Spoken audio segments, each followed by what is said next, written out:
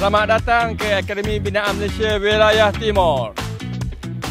Ini adalah antara ABM yang terbesar dekat Malaysia. Kalau lihat di Johor ada, KL ada, dan beberapa lagi tempat yang ada. Jadi apa sebenarnya antara kelebihan di ABM Terengganu? Okey, jadi dengan keluasan yang ada di BNM Timur ni seluas lebih kurang 120 ekar. Jadi fasiliti yang disediakan oleh pihak kerajaan melalui CIDB Malaysia, kita menyediakan bengkel-bengkel yang cukup luas dan selesa, kondusif untuk melaksanakan latihan.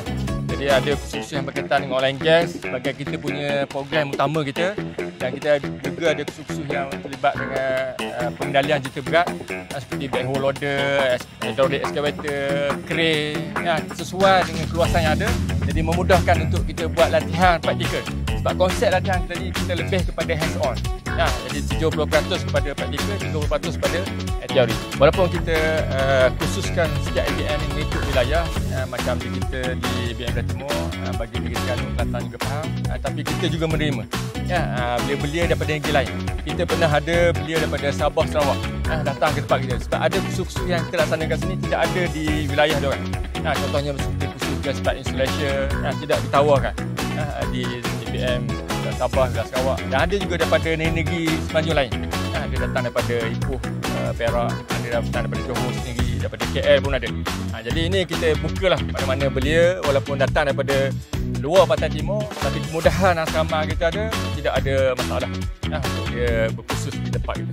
Okey, ini adalah pusat latihan ataupun latihan yang dilakukan oleh semua pelatih-pelatih yang mereka sekarang ini mengambil jurusan piping, yang mana jika keluar bekerja nanti mereka boleh keluar bekerja dalam industri oil and gas dan juga pembinaan.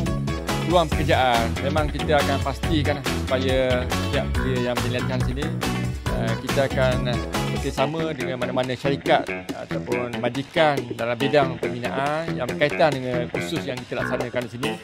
Kita ada connection dengan company untuk kita nak marketkan kita punya lepasan belia kepada syarikat. Jadi alhamdulillah sehingga kini daripada rekod sesi study yang kita jalankan, lebih daripada 80% berjaya bekerja dalam bidang khusus yang dilaksanakan.